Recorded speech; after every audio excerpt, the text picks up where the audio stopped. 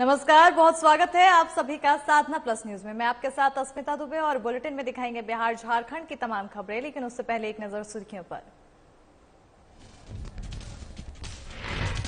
पूर्व मंत्री हाजी हुसैन की पहली पुण्यतिथि आज। सीएम सोरेन ने पुष्प अर्पित कर दी श्रद्धांजलि। कहा, हाजी के आदर्श और विचार सदैव दिलों में रहेंगे।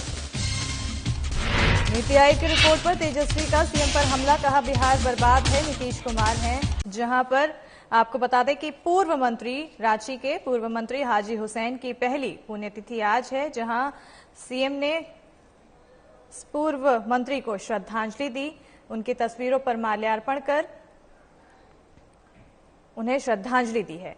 आपको बता दें कि सीएम हेमंत सोरेन ने मुख्यमंत्री आवासीय कार्यालय परिसर में राज्य के पूर्व मंत्री स्वर्गीय हाजी हुसैन अंसारी की पहली पुण्यतिथि के मौके पर उनके चित्र पर पुष्पांजलि अर्पित की है और उन्हें श्रद्धांजलि दी है। आज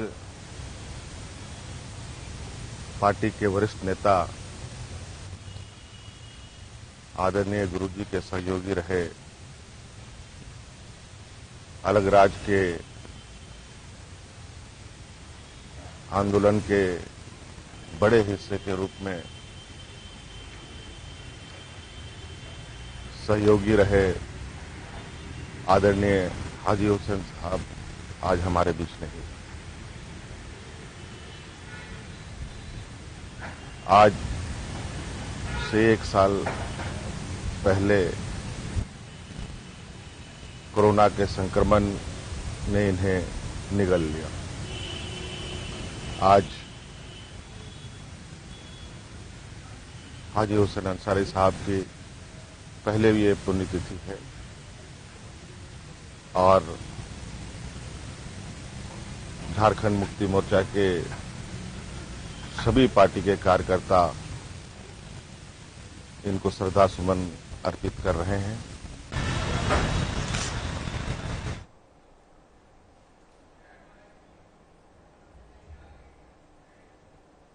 बढ़ते हैं आगे, जहां केंद्र सरकार के शीर्ष थिंक टैंक नीति आयोग की ताजा रिपोर्ट को लेकर तेजस्वी यादव ने बिहार के मुख्यमंत्री नीतीश कुमार पर एक बार फिर से हमला बोला है। नीति आयोग की रिपोर्ट का हवाला देते हुए तेजस्वी यादव ने बिहार सरकार पर तंज कसा है और कहा है कि बिहार बर्बाद है, नीतीश कुमार है। साथ ही तेजस्वी ने यह भी कहा है कि सूबे में अपराध और भ्रष्टाचार चरम पर है। रविवार को दिल्ली से पटना पहुंचे तेजस्वी यादव ने जयप्रकाश नारायण हवाई अड्डे पर मीडिया कर्मियों से बात की और कहा कि बिहार के मुख्यमंत्री नीतीश कुमार थके हारे हुए हैं। नीतीश कुमार से बिहार अब संभल नहीं रहा है।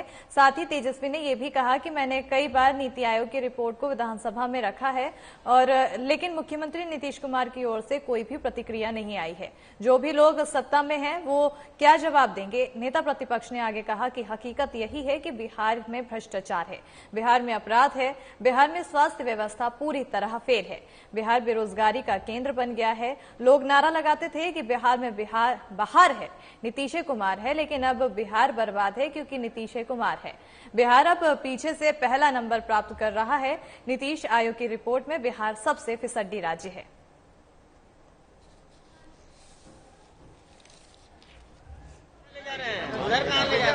कई बार नीति आयोग के रिपोर्ट को हमने विधानसभा में भी बताया, उसके बाद भी कोई प्रतिक्रिया जो है मुख्यमंत्री का नहीं है। अब जो भी लोग सत्ता में हैं एनडीए के, वो क्या बोलेंगे? हकीकत तो यही है कि बिहार में भ्रष्टाचार है, बिहार में अपराध है, बिहार में चिकित्सा स्वास्थ्य पूरी तरीके से चकनाचूर हो चुका है। और लालू परिवार में छिड़ी जंग अब आखिरी मुकाम पर पहुंचती नजर आ रही है। लालू राबड़ी के बड़े बेटे तेज प्रताप ने तेजस्वी यादव पर हमला बोल दिया है और तेज प्रताप यादव पर ने कहा है कि लालू यादव को बंधक बनाकर दिल्ली में रखा गया है, उन्हें पटना नहीं आने दिया जा रहा था। और तेज प्रताप ने कहा कि जो लोग आरजेडी का राष्ट्रीय अध्यक्ष बनने का सपना देख रहे हैं, उनका सपना पूरा नहीं होने देंगे। दरअसल तेज प्रताप यादव ने अपना नया संगठन बनाया है, छात्र जनशक्ति परिषद। आज उस संगठन का प्रशिक्षण शिविर था और तेज प्रताप ने उसी शिविर में अपने समर्थकों को संबोधित करते हुए यह हमला बोला है।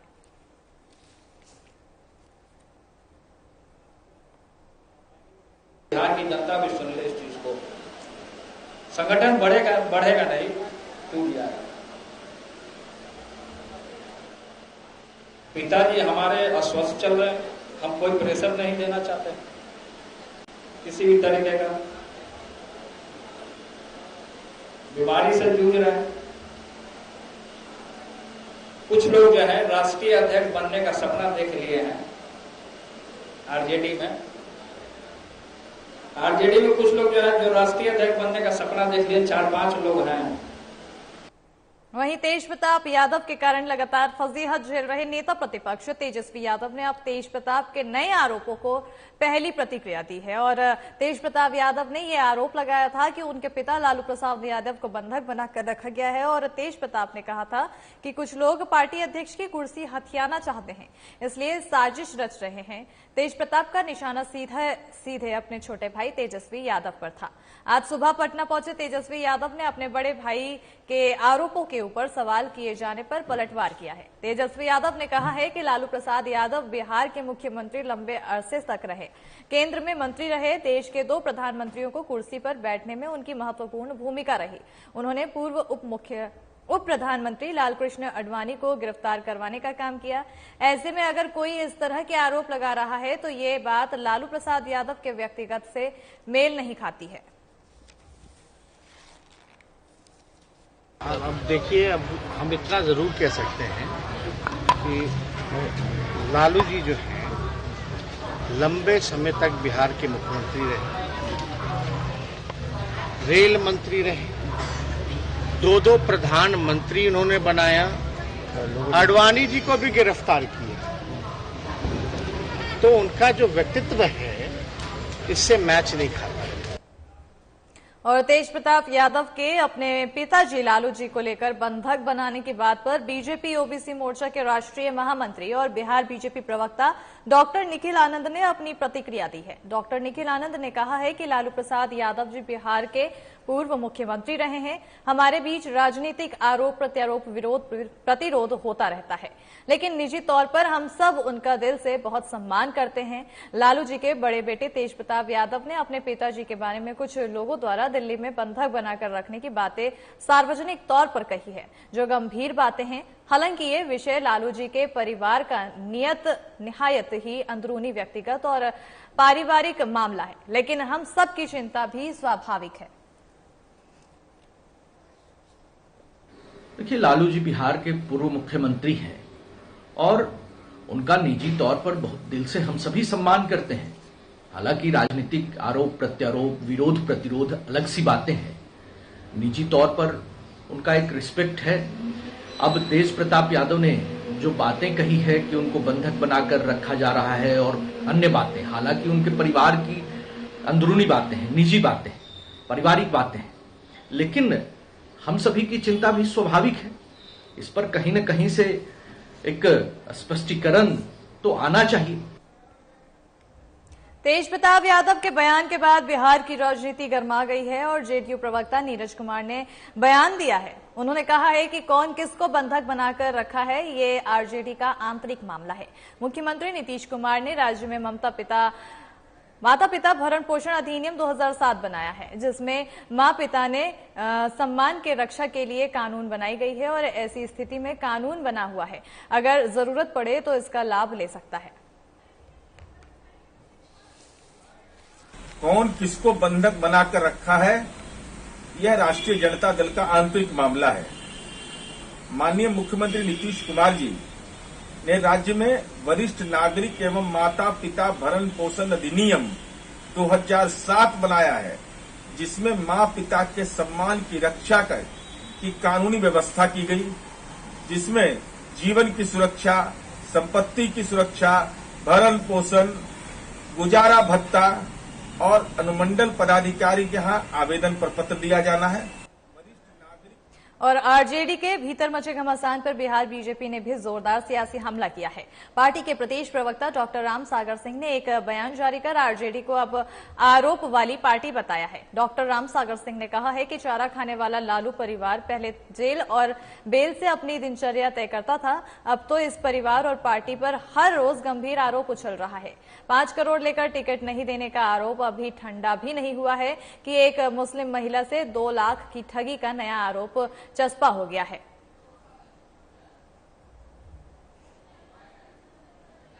तारीख पर तारीख, तारीख पर तारीख, तारीख पर तारीख वाली पार्टी बनी हुई थी। चूंकि राजद सुप्रीमो लालू जी और उनके परिवार के लोग जेल और बेल वाले थे, रोज तारीखों का इंतजार होता था, तो वो तारीख वाली पार्टी बनी हुई थी। लेकिन अब लगता है कि ये आरोप पर आरोप, आरोप पर आरोप, आरोप पर आरोप वाली राजद बन गई है। धर्म से लेकर संविधान और इतिहास पर शोधकर्ता और राष्ट्रीयवादी विचारधारा की सोच रखने वाले पुष्पेंद्र कुलश्रेष्ठ इन दिनों राजधानी रांची के दौरे पर हैं। राष्ट्रवादी विचारधारा की सोच रखने वाले पुष्पेंद्र कुलश्रेष्ठ से खास बातचीत की है हमारे संवाददाता चंदन वर्मा ने। जाति, धर्म, पंथ, संविधान, इतिहास पर शोधकर्ता, राष्ट्रवादी के विचारक पुष्पेंद्र कुलश्रेष्ठ जी हमारे साथ हैं। सर, बहुत बहुत स्वागत है आपका रांची में। Thank you, thank you. कई आपके भाषण जो है, कई बातें जो है विवादों का कारण बनता है। आज आप ही से एक बात शुरू करते हैं कि एक समुदाय जो मुसलमान समुदाय है, वो उसके मन में विवाद है आपको लेकर कि आप उनके खिलाफ बात करते हैं। अगर आप तथ्यों पर बात करते हैं तो सिर्फ हिंदू समुदाय के लोग ही क्यों आपको सुनने के लिए ज्यादातर आते हैं, वो लोग क्यों नहीं आते हैं? वो झूठे और मक्कार हैं। जिन बातों पे उन्हें विवाद लगता है, उन्होंने अगर वो अपने आप को बड़ा सच्चा मुसलमान कहते हैं, ठीक है, तो ये साबित करें कि मैंने कौन सी ऐसी बात कही है जिससे उन्हें विवाद लगता है। उनकी पोल खोलना, उनकी राजनीतिक दुकान बंद करना, इस्लाम के नाम पे पूरी दुनिया के अंदर कत्लो गारत करना, वो सच सच बताए ना कि ये जो ढपोसला पूरी दुनिया में फैला रखा है कि Islam is a religion of peace, इस्लाम शांति का मजहब है, तो कोई तो कुछ कारण बताएंगे ना यार। शांति का मजहब है तो प्रॉफिट मोहम्मद के दमाद की हत्या फजर की नमाज में मस्जिद ने पुष्पेन ने की थी, मेरी हेट स्पीच से हो गई थी, आरएसएस की हेट स्पीच से हो गई थी, हिंदूवादी संगठनों से हो गई थी। उनकी एकमात्र औलाद फातिमा बीवी की हत्या किसने की थी? उनके नवासों की हत्या किसने की थी? ये जवाब मुसलमान नहीं देंगे आपको। क्यों? ये विवादास्पद हैं। ये बातें हिंदुओं को पता ना चले, ताकि हमने ये जो झूठ फैला रखा है Islam is a religion of peace, ये पोल ना खुल जाए हमारी। इसलिए वो उनको मेरी बातें विवादित नहीं लगती। उनको लगता है कि अगर हम इन्हें विवादित नहीं कहेंगे तो दुकान क्या होगी। तो सच बताएं ना, मैंने कब कहा भाई? वो ये सच बताएं कि सिंध का राजा दाहिर सेन, हिंदू राजा, उसने प्रॉफिट मोहम्मद के खानदान के जो बचे हुए लोग थे उनको अपने यहां शरण दी, और मोहम्मद बिन कासिम जो आज पाकिस्तान चला गया इलाका, उस इलाके से उसने हमला किया। प्रॉफिट मोहम्मद के बचे हुए खानदान के हर आदमी को बचाते बचाते राजा दाहिर सेन का पूरा परिवार मारा गया। हमसे बड़ा सेकुलर, हमसे बड़ा वो आदमी जिसने ईमानदारी का साथ दिया हो, सच्चाई का साथ दिया हो, मारने वाला मोहम्मद साहब के खानदान वाला तो गाजी है, और जिसने बचाया मोहम्मद के खानदान को वो काफिर है। मैं गलत कह रहा हूं? क्या राजा दाहिर सेन नहीं था? क्या उनकी हत्या नहीं हुई? क्या अली को नहीं मारा? क्या फातिमा को नहीं मारा? क्या नवासों को नहीं मारा? उनके खानदान की औरतों को बेपर्दा करके शाम की गलियों में नेजा जानते हैं आप, आगे उसके ऊपर सर लटका के नंगा नचाया गया। मैंने नहीं किया। अली की गर्दन से फुटबॉल खेली गई, ये मैं नहीं कह रहा। ये बताना मतलब हेटरेट है? कोई मुसलमान मुंह खोले ना इस पे, ये बताए कि शिया और सुन्नी में शिया मातम क्यों मनाते हैं, ये मुहर्रम क्यों मनाते हैं। ये पूछा उस मक्कार मुसलमान से जिसने ये कहा कि पुष्पेन जी हेट फैलाते हैं। और यही हिंदुस्तान में तुम इंग्लैंड में यही कर रहे हो, फ्रांस में यही कर रहे हो, जर्मनी, सब दुनिया में सब जगह पुष्पेंद्र। क्या आप अपनी मक्कारी को छुपाने के लिए, क्योंकि आपका एजेंडा वो है जो कुरान में लिखा है। तो अगर रिजवी ने कहा ये 24 आयतें जो हैं खराब हैं, तो वो भी पुष्पेंद्र के कहने से कर दिया। वो जो चला गया बेचारा सलमान रश्दी, उसने कुछ कह दिया तो वो भी मेरे कहने से कर रहा है। तस्लीमा नसीम भी मेरे कहने से कर रही है। दुनिया में लोग इस्लाम छोड़ रहे हैं, उनको जाके बताए ना कि क्यों छोड़ रहे हो इस्लाम। अली शीना ने पूरा नंगा करा पूरा मोहम्मद के चरित्र को, तो मेरे कहने से किया क्या? मुझे बताएं। आज जो अफगानिस्तान में हो रहा है वो तो कुरान के मानने वाले सरकार चला रहे हैं ना। तो कुरान तो यही कहता है जो सरकार चला रहे हैं। तो असले ईमानदार पूरी दुनिया में अगर कोई कुरान से सरकार चला रहा है, वो तालिबानी चला रहा है। पाकिस्तान सपोर्ट कर रहा है ना उसको। तो वो कहते हैं ना कि औरतों को मारो, औरतों पे अकल नहीं होती, 2 औरत और 1 मर्द के बराबर ही गवाही होती है। तो मैं तो नहीं कह रहा। तो कुरान शरीफ की जितनी आयतें हैं उसमें से एक ही आयत का मतलब नहीं बता पा रहे, बताए ना, क्योंकि वो ये देखते हैं कि यहां कौन जानकार बैठा है, उसी हिसाब से आपको ज्ञान दे देते हैं। सूरह नंबर 9 आयत नंबर की जो आयत है उसमें लिखा हुआ है मुशरिक, पवित्र दिनों के बाद मुशरिक, मुशरिक का मतलब होता है मूर्ति पूजक है। मक्का में 632 से पहले मूर्ति पूजा होती थी, पूरी दुनिया में होती थी। कौन सी नई बात है? इनका यहूदियों से झगड़ा वो काफिर, ईसाइयों से झगड़ा वो काफिर, हिंदुओं से झगड़ा वो काफिर। ये रहना किसके साथ चाहते हैं? जिन मुल्कों में कोई दूसरे मजहब का आदमी नहीं है, वहां ये आपस में लड़ रहे हैं। सीरिया में रामलाल है, श्यामलाल है, लीबिया में है, इराक में है, ईरान में है, कुवैत में है, कहां पर 56 देश है ना, उनमें सब में शांति है। वहां कौन सा इस्लाम है? ये जो यहां के मक्कार मुसलमान जो उनकी झूठन पे पलते हैं, ये नहीं बताते क्या कहते हैं? वहां जाकर के बताए ना यार, तुम इस्लाम के मानने वाले लोग हो। मक्का पे हमला किसने किया? मक्का से काबे में से कौन निकाल के ले गया था उस बुत को, जिसने वहां लगा दिया कि साले ये तो इसका कमाई खाते हैं, हमारे यहां भी कमाई। 12 साल तक हज नहीं हुआ, ये हमने मत गिरा था क्या? ये थे श्रेष्ठ पुष्पेंद्र कुलश्रेष्ठ, जो इनकी बातें काफी श्रेष्ठ लगती है, क्योंकि ये जो बातें बोलते हैं वो शोध करके बोलते हैं। तो जाहिर सी बात है आप लोग भी कुछ सीखिए इनकी बातों से। फिर मुलाकात होगी सहयोगी पंकज के साथ। चंदन वर्मा, साधना न्यूज, रांची। और सीतामढ़ी जिले में पंचायत चुनाव के दौरान सामाजिक तत्वों द्वारा लगातार जिला प्रशासन को निशाना बनाया जा रहा है। बीते बुधवार को मतगणना के दौरान असामाजिक तत्वों के द्वारा यहां आईबीएम को तोड़ा दिया गया और आपको बता दें कि पुलिस कर्मियों के साथ हाथापाई भी की गई। और इधर मुखिया के समर्थकों ने सरकार के द्वारा जारी गाइडलाइन का उल्लंघन करते हुए उपचुनाव, आपको बता दें कि चुनाव जीतने के बाद डीजे बजा रहे थे और पुलिस द्वारा रोके जाने पर मुखिया समर्थकों ने पुलिस की पिटाई कर दी। वहीं मुखिया समर्थकों की पिटाई से बचते हुए पुलिस तितर-बितर हो गई और देर शाम पिटाई का वीडियो वायरल होने के बाद जिले के आलाधिकारी कार्रवाई में जुट गए। बताया जाता है कि शनिवार को विजय जुलूस निकाला गया था। कोविड के कारण चुनाव आयोग ने डीजे और जुलूस पर रोक लगाने का निर्देश जारी किया है।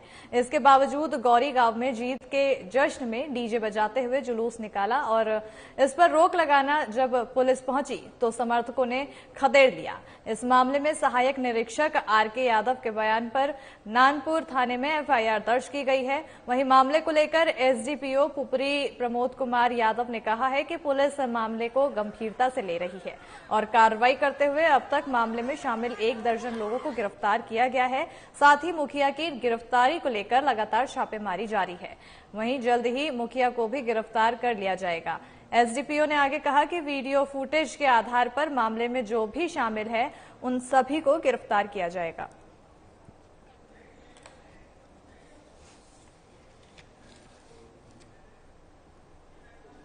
और करोड़ों रुपए खर्च करने के बाद भी पतरातू लेक रिजॉर्ट की सुरक्षा और सुंदरता पर वहां के हालात को देखकर सवाल उठ रहे हैं। बता दें कि रामगढ़ जिला के पतरातू डैम में जब से घाटी और पतरातू डैम का सुंदरीकरण किया गया है उसके बाद से काफी लोग घूमने के लिए पतरातू डैम आ रहे हैं, लेकिन इसकी सुंदरता के बावजूद इसके सुरक्षा पर कई सवाल उठ रहे हैं। यहाँ लाइट की उत्तम व्यवस्था की गई है लेकिन जलती नहीं है। इसे लेकर कई महिलाओं ने लाइट और सुरक्षा पर सवाल उठाए हैं और डैम के चारों ओर बनी मेड में इसकी खूबसूरती बढ़ाने के लिए करोड़ों रुपए खर्च किए गए हैं, लेकिन उनका भी रखरखाव करने वाला कोई नहीं है। वहीं फाटक के दूसरी ओर जंगलों का फायदा उठाकर डैम के मेड़ को शराबियों और जुआरियों ने अपना अड्डा बना रखा है। नहीं, यहाँ बहुत तरह का घटना हो चुका है और ये झारखंड गवर्नमेंट का पर्यटन स्थल इसको बनाया गया है और यहाँ ऐसा असुविधा होने से बहुत प्रॉब्लम है। कभी भी कोई बड़ा घटना हो सकता है, इसलिए इस पर झारखंड सरकार को ध्यान देना चाहिए। ये बहुत मैंने अच्छा नहीं लग रहा है कि इतना सुंदर इतना जगह को और लाइट का भी व्यवस्था है कुछ नहीं है। यहाँ पे इतना बड़ा लाइट रिसोर्ट बन चुका है, लेकिन यहाँ पर कोई भी लाइट का व्यवस्था नहीं है। शाम में 6 बजे के बाद जिस तरह का अंधेरा आप देख रहे हैं, इस तरह का अंधेरा हमेशा देखने के लिए मिलता है। जब कोई बहुत बड़े नेता लोग आते हैं तभी यहाँ लाइट जलाया जाता है, नहीं तो अन्यथा यहाँ लाइट नहीं जलाया जाता, ताकि लोग यहाँ जल्द से जल्द घर जा सके, इसलिए यहाँ पर लाइट नहीं जलाया जाता है।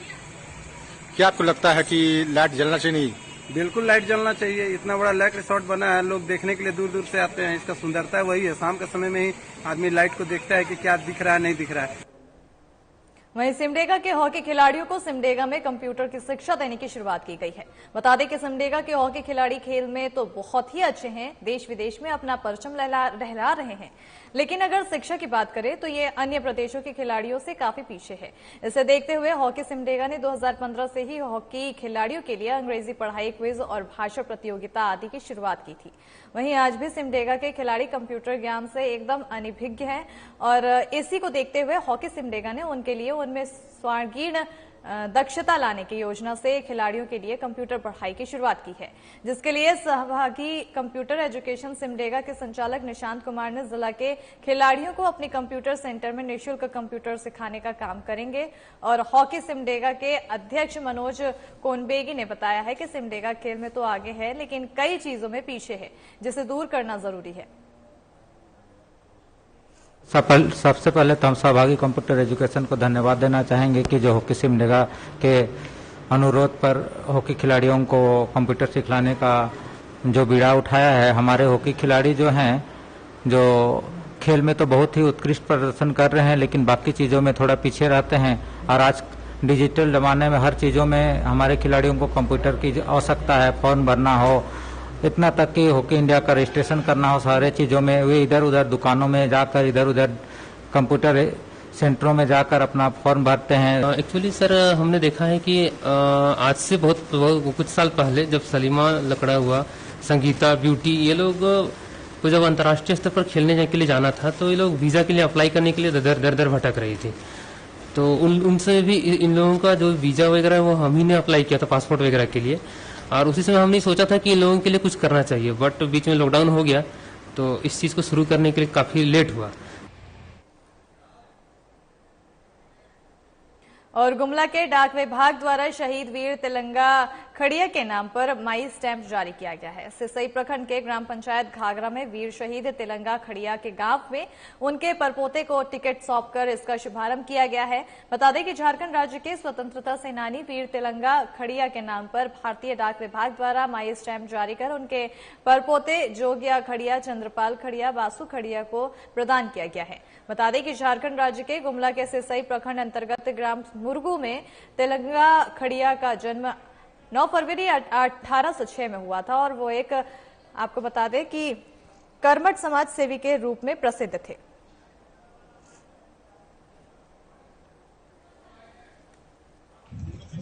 भारत को आजाद करने में अंग्रेजों द्वारा जो शासन यहाँ पे चल रही थी, उसको आजाद कराने में बहुत अहम भूमिका निभाए। आज हम लोग डाक विभाग की ओर से उनका पैतृक गांव पहुंचकर माई स्टाम्प श्री जोगिया खड़िया, जो कि उनके परपोते हैं, उनके द्वारा हम लोग जारी कर रहे हैं। तो हम लोग को कोई लाभ नहीं मिल रहा है सर, हमको तो चाहिए। और हम उसका परपोता हम लोग हैं सर, मेरा बाकी परिवार भी हैं सर, सब जोगिया खड़िया जी। और एक गांव ग्राम घाघरा, पोस्ट नागफेनी, PS सिसई, गुमला। पहले तो हमको ये मूर्ति का मरम्मत चाहिए, अगर घेराबंदी चाहिए इस जगह का, और सरकार से कुछ रोजगार दिया जाए। टिकट आज जारी किया गया और तिलंगा खड़िया का पैतृक गांव, जिसे हम लोग का पोढ़ा घाघरा है, और इन लोग को सरकारी लाभ दिया जा सकता है। कोई भी योजना सरकारी की तरफ से इन लोग का परिपूर्ण लाभ दिया जा सके।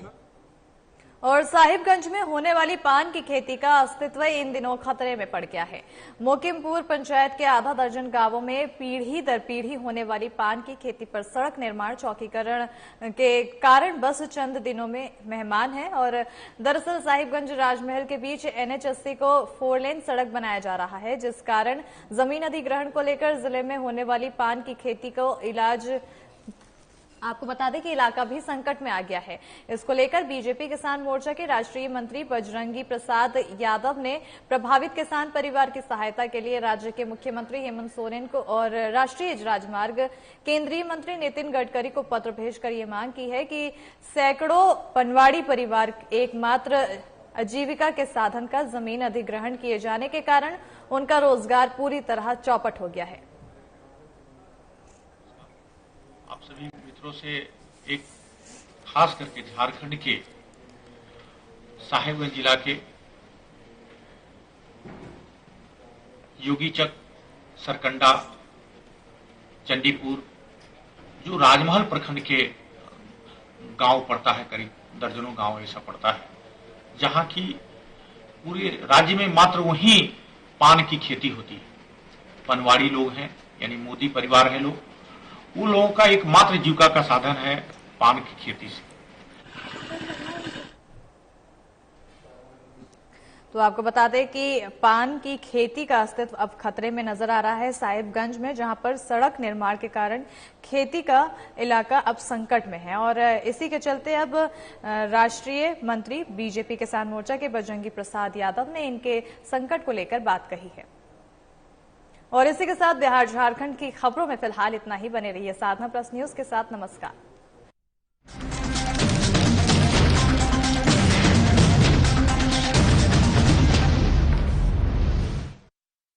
पंजाब है जसप्रीत का ठिकाना, मुंबई है आदर्श का आशियाना।